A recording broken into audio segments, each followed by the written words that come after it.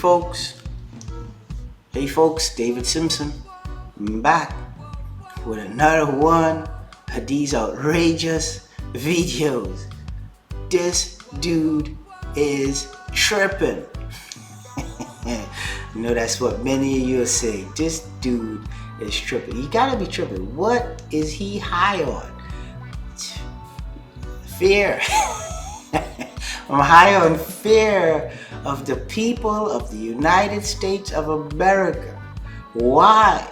Because it's highly possible that y'all could get me again. No one is safe. I don't know why y'all, well, that's not true. There's a lot of people that's safe. But a very, there's a lot of people that's safe. A lot of extremely rich and privileged. They get some of them now. They get some of them. Weinstein definitely went down. R. Kelly, some of the rich and famous, they do go down. Privilege do go down, but not all. It's a good bit of them that gets away. Yeah, but either which way. Yeah, I'm not rich and privileged, so I'm bugging out over here. I'm bugging out. But let's talk about it. I'm back with my good friend, my LinkedIn buddy, Talia, has made another post that I want to comment on. And I've commented on one, and I'm commenting on this one because Talia, when she writes on these posts, she's very passionate. Very, very passionate about what's going on. Very, very passionate. And I like that. And so, that's why I'm getting involved. Actually, I'm noticing here, it's Talia reposted, but it's actually Anna who wrote this one. But let's take a look anyway, because this is good, right? So, Indigenous woman to be released from WA jail after donor pays $3,000 fine, or $3,000 in fine, right? So, Indigenous women are being locked up. You guys might be surprised. I'm not. Let's take a look. Okay, so Anna says here, woman was responsible for her 5 children, including breastfed child, was arrested and jailed for 14 days last year after she called police about a violent family member. Some of us get it and some of us don't. I'm gonna tell you something. Me and my family, we're gonna be in problems if we need the police, because I'm not calling them. To me, calling the police, it's like calling a possible whooping or death upon yourself. I am not suicidal. I'm not doing it. Nope.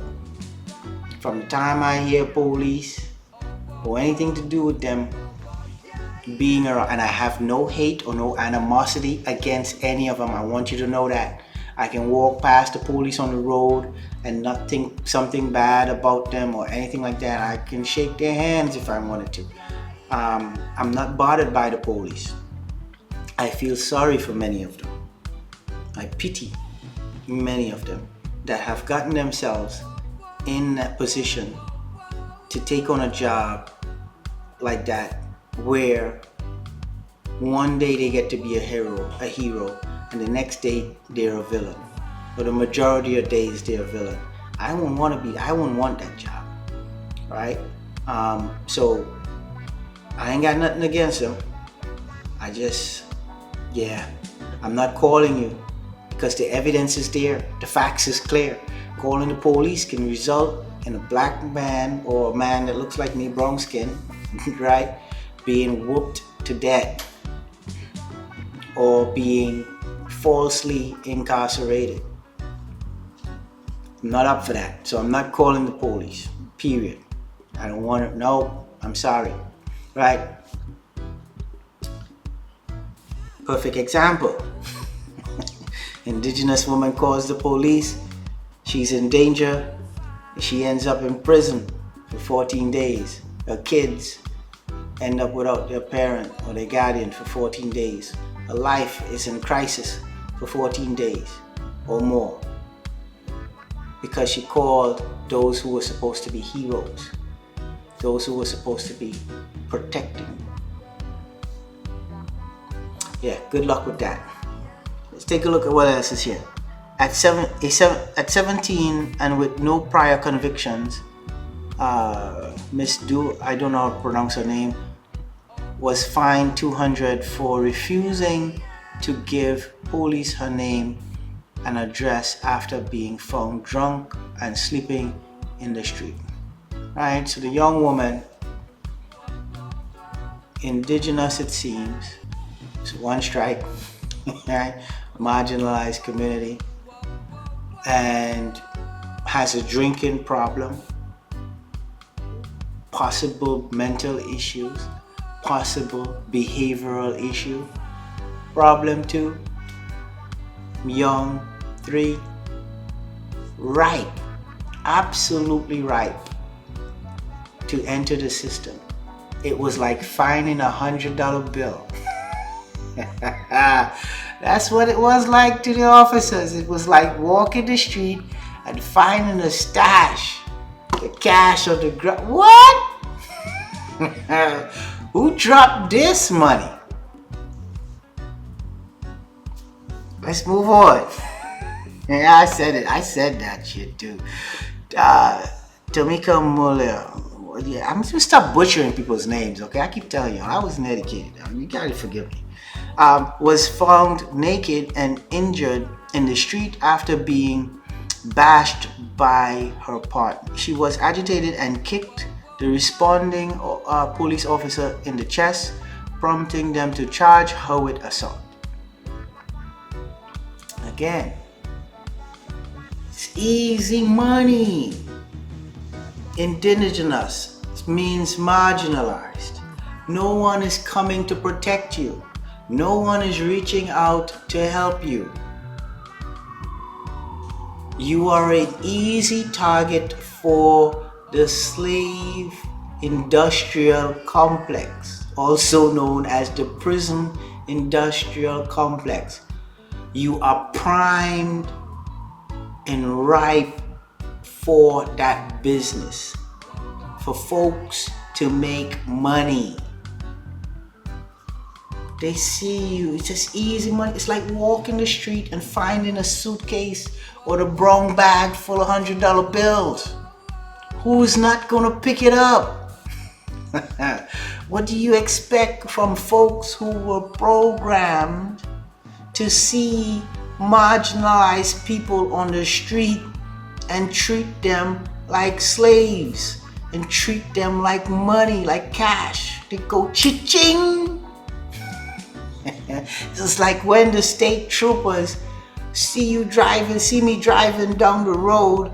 Or what happens when they see the black man with the dreads, the wild hair, the nice car, that cha-ching. That's what happens. It's like, let's go.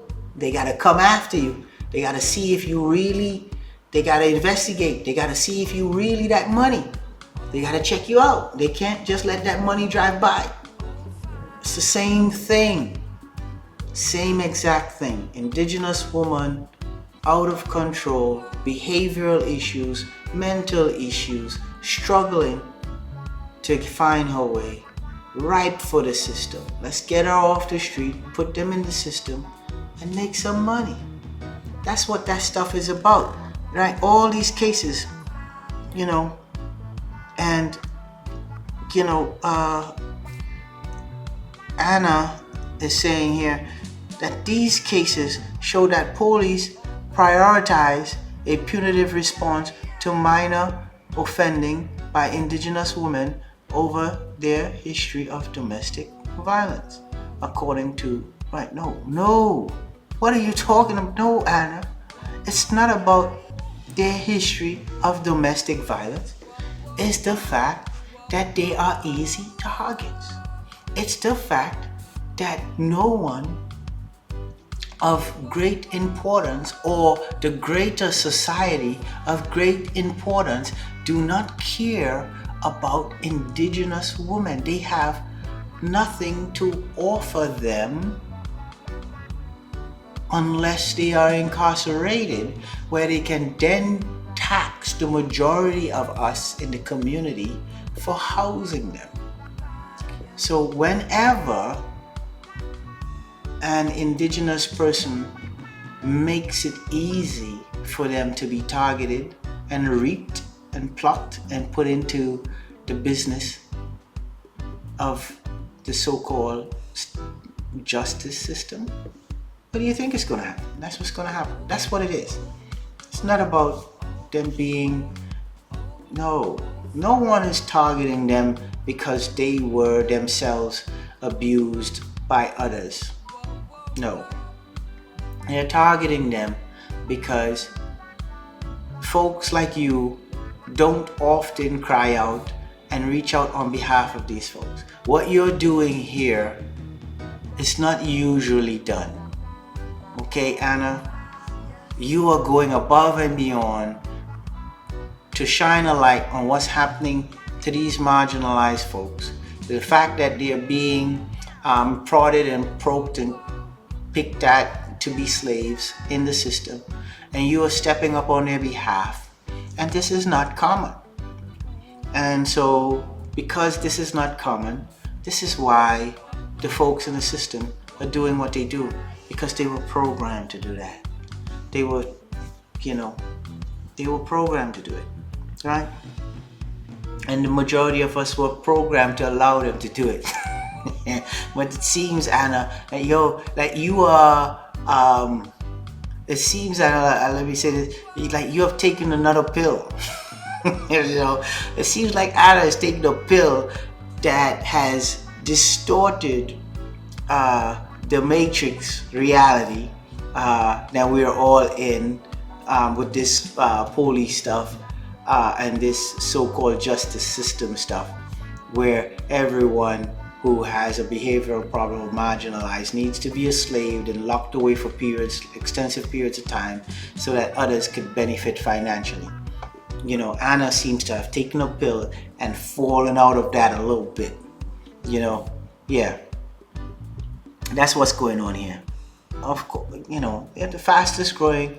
Okay, so if they're the fastest growing segment of the community to be targeted, it means that, unfortunately, the folks of the system, believe that they're easy targets. Like I said, it's easy to. So you don't want them to be targets. Continue doing what you're doing, Anna. You're doing a great job. Shine a light on that stuff. You would help protect them. Use your privilege. Oh yeah, use your privilege, Anna, to save the marginalized folks. I love it. But it's a few just overlooked. Of course, it's overlooked. They're slaves. See, here's the thing. This is even, and this is when the African slaves, or the slaves that were brought here from the African continent to the United States of America, the condition they were brought in, they were brought over in that ancestral, or let's say, what is the term I'm looking for here? They were brought over in that indigenous, that's the word, it's right there. They were brought over in that indigenous form, that state, and that has been programmed. Folks who are indigenous, majority Africans, are looked at as easy targets to be re-enslaved, to be put back into that indigenous form and considered a slave and be treated horribly. Unfortunately, these women of this indigenous tribe, it's easy for those who have been programmed to do that to us. When they look at them, they see that easily. it's almost like they look at the person in the dress and see them in leaves and say, oh, this is, it's like what when we do those, like in those cartoons, when the dog sees something passing and it turns into food in their eyes. That's what's happening, right? Marginalized communities are struggling. People are having mental issues, mental breakdowns, behavioral problems, and all that. They turn into food. They turn into slaves. Cha-ching, cash, money. Let's get that. That's what's happening here. Okay, Anna, Talia, I hope I helped you guys out here with this. This is not rocket science. It's just programming. It's just programming. Over the years, we and American citizens have programmed ourselves to treat each other or marginalized communities as slaves, take advantage of one another, make money. Those of us who are lucky to get in amongst those who reap the benefits of the prison system, we get in and we reap it. And we treat our horrible citizens poorly. That's just the way it is. It's just the life of the United States of America.